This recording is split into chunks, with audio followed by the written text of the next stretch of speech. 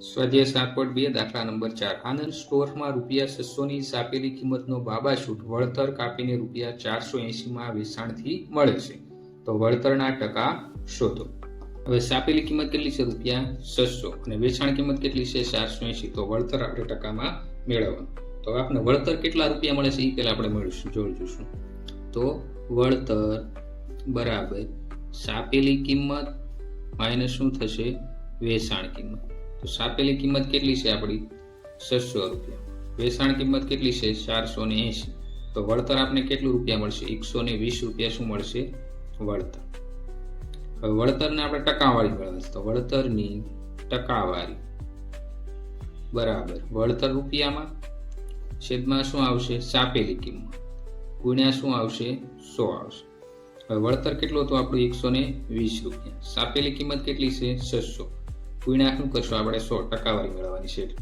તો આ શૂન્ય ઉડી ગયું, આ શૂન્ય ઉડી ગયું, શૂન્ય શૂન્ય ઉડી ગયું। હવે 6 દુ કેટલા થશે? 12। તો વધ્યું શું? 2 ગુણ્યા 10। તો વળતર આપણે કેટલા ટકા મળ્યું? 20%। વળતર બરાબર 20%। સ્વાધ્યાય 7.2 નો 5મો દાખલો ₹650 માં સાપેલી કિંમતના બૂટ પર 6% વળતર મળે છે તો બૂટ ખરીદવા માટે કેટલી રકમ આપવી પડે? તો હવે આપણે શું આપ્યું છે? 1650 સાપેલી કિંમત, એની ઉપર વળતર કેટલું છે? 6%। તો વળતર આપણે શું કરશું? રૂપિયામાં મેળવવા માટે શું કરશું? સાપેલી કિંમત 1650 ના આપણે કેટલા ટકા કરશું? 6%। છેદમાં કેટલા આવશે? 100 આવશે। હવે આ શૂન્ય ઉડી ગયું, આ શૂન્ય, આ શું થશે? 3 ગુણ્યા 2 અને આ શું થશે? 5 ગુણ્યા 2। તો 2 વયા ગયા।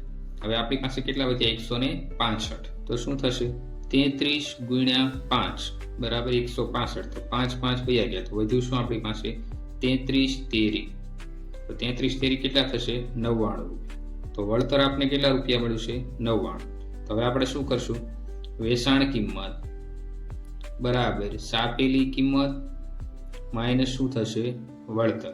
તો સાપેલી કિંમત કેટલી હતી આપણી? 1650। એમાંથી આપણે કેટલા બાદ કરશું? 99। તો આપણને વેચાણ કિંમત કેટલી મળશે? ₹1551। તો આપણને બૂટ કેટલા રૂપિયામાં પડશે? ₹1551 પડશે। 6 એક મોબાઈલ ફોન 15% વળતર કાપ્યા પછી ₹2720 માં વેચાણ મળે છે તો મોબાઈલ ફોનની સાપેલી કિંમત કેટલી હશે? વળતર કેટલું છે? 15% અને વેચાણ કિંમત કેટલી છે? ₹2720। તો સાપેલી કિંમત આપણે ગોતવાની છે। હવે આપણે ધારી લેવાનું, ધારો કે મોબાઈલ ફોનની સાપેલી કિંમત ₹100 છે। હવે ₹100 પર આપણે 15% વળતર મળે એટલે ₹15 થયું। તો ₹100 ની સાપેલી કિંમત પર વળતર ₹15। તો વેચાણ કિંમત બરાબર સાપેલી કિંમત માઇનસ વળતર। તો 100 માંથી 15 બાદ કરશું તો વેચાણ કિંમત આપણે કેટલી મળી છે? ₹85। હવે આપણે લખી શકીએ કે જ્યારે ₹85 વેચાણ કિંમત હોય ત્યારે આપણે સાપેલી કિંમત કેટલી ધારી હતી? 100। હવે આપણી વેચાણ કિંમત કેટલી છે? 2720 વેચાણ કિંમત હોય તો સાપેલી કિંમત કેટલી? તો 2720 ગુણ્યા 100 ક્રોસ ગુણાકાર છેદમાં શું આવશે? 85। હવે અહીંયા તમે 32 ગુણ્યા 85 કરો તો 2720 થાય। તો 85 ઉડી ગયા। તો વધ્યું શું? 32 ગુણ્યા 100। તો જવાબ શું થશે આપણો? ₹3200। તો મોબાઈલની સાપેલી કિંમત કેટલી હશે? મોબાઈલની સાપેલી કિંમત ₹3200 હશે। સ્વાધ્યાય 7.2 નો દાખલા નંબર 7 એક સાડીની સાપેલી કિંમત ₹2000 છે। ગ્રાહકને વેપારી 15% વળતર આપે છે તો ગ્રાહકે સાડી ખરીદવા કેટલી રકમ આપવી પડે? તો સાડીની સાપેલી કિંમત 2000 છે, એની પર વળતર કેટલું છે? 15%। તો આપણે શું કરશું? વળતર પહેલા મેળવવું પડશે। વળતર બરાબર સાપેલી કિંમત કેટલી છે? 2000, એના ઉપર 15% વળતર એટલે ગુણ્યા 15 કરી નાખશું અને છેદમાં 100। તો હવે શું થશે? 100 શૂન્ય શૂન્ય ઉડી ગયા। તો વધ્યું શું? 20 ગુણ્યા 15। તો શું થશે? 15 દુ 30 અને આ શૂન્ય। તો વળતર આપણે કેટલા રૂપિયા મળ્યું છે? ₹30। તો હવે વેચાણ કિંમત બરાબર શું થશે? વેચાણ કિંમત બરાબર સાપેલી કિંમત માઇનસ વળતર। તો સાપેલી કિંમત કેટલી હતી? 2000। વળતર કેટલું આવ્યું છે? ₹300। તો હવે સાપેલી વેચાણ કિંમત આપણે કેટલા રૂપિયા મળશે? ₹1700। તો સાડીની વેચાણ કિંમત કેટલી થઈ? ₹1700। સ્વાધ્યાય 7.2 નો 8મો દાખલો ₹4200 ની વસ્તુ 18% જીએસટી આપીને ખરીદતા વસ્તુના કેટલા રૂપિયા આપવા પડે? 4200 છે, એના ઉપર 18% જીએસટી। તો 42 ગુણ્યા 18% છેદમાં શું થશે? 100। તો 0 0 ઉડી ગયા.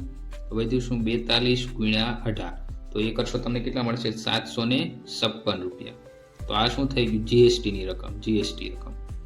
હવે વેચાણ કિંમત બરાબર શું થશે એટલે કે કેટલા રૂપિયા આપવા પડે. તો આપણે જે 4200 રૂપિયા કિંમત હતી વત્તા શું કરવા પડે 756 રૂપિયા. તો ટોટલ આપણને કેટલા મળશે 4956 રૂપિયા. તો આ શું થઈ ગયું એટલા રૂપિયાને આપવા પડે રૂપિયા 4956. સ્વાધ્યાય 7.2 નો દાખલા નંબર 9. એક વસ્તુ 18% જીએસટી ચૂકવીને રૂપિયા 9912 માં ખરીદી તો વસ્તુની સાપેલી કિંમત કેટલી. આપણે જીએસટી 18% આપ્યો અને ખરીદ કિંમત કેટલી છે રૂપિયા 9912. તો આપણે પહેલા ધારી લઈશું. ધારો કે રૂપિયા 100 ની સાપેલી કિંમત હોય તો જીએસટી કેટલો છે 18% છે. તો રૂપિયા 100 ની જીએસટી 18%. તો વસ્તુની ખરીદ કિંમત શું થશે સાપેલી કિંમત આપણે 100 ધારી વત્તા 18% એટલે 18 રૂપિયા થયા 100 ઉપર. તો ખરીદ કિંમત કેટલી થઈ ગઈ 118 રૂપિયા. હવે આપણે શું થયું 118 રૂપિયા ખરીદ કિંમત હતી ત્યારે સાપેલી કિંમત કેટલી હતી 100 હતી. તો આપણી ખરીદ કિંમત કેટલી છે 9912 રૂપિયા ખરીદ કિંમત હોય તો સાપેલી કિંમત કેટલી. તો 9912 ગુણ્યા 100 ક્રોસ ગુણાકાર છેદમાં કેટલા થશે 118. તો આના છેદ કેમ મળશે 118 ગુણ્યા 84 કરશો તો તમને 9912 મળશે. તો 118 વૈયા ગયા. તો વધ્યું શું 84 ગુણ્યા 100. તો ખરીદ કિંમત કેટલી હશે રૂપિયા 8400. 7.2 નો દાખલા નંબર 10. એક ટીવીની કિંમત રૂપિયા 28000 છે. ટીવીના વેચાણમાં 18% જીએસટી ચૂકવવો પડે છે. તો ટીવી ખરીદવા કેટલી રકમ આપવી પડે.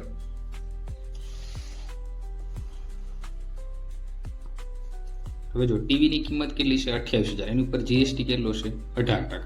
તો આપણે શું કહીશું ટીવીની વેચાણ કિંમત મેળવવા માટે આપણે શું કરશું 28000 ના કેટલા કરશું 18%. છેદમાં શું આવશે 100. તો આ 0 0 ઉડી ગયા. વધ્યું શું 280 ગુણ્યા 18. તો આ શું મળશે તમને જીએસટી ની રકમ મળશે, જીએસટી ની રકમ. તો 280 ગુણ્યા 18 કરશો તો તમને 5040 મળશે. હવે વેચાણ કિંમત બરાબર શું થશે ટીવીની કિંમત જે હતી ટીવીની જે સાપેલી કિંમત હતી સાપેલી કિંમત વત્તા જીએસટી ની રકમ. તો સાપેલી કિંમત કેટલી હતી 28000, જીએસટી કેટલો 5040. તો ટોટલ કેટલો થશે 33040 રૂપિયા.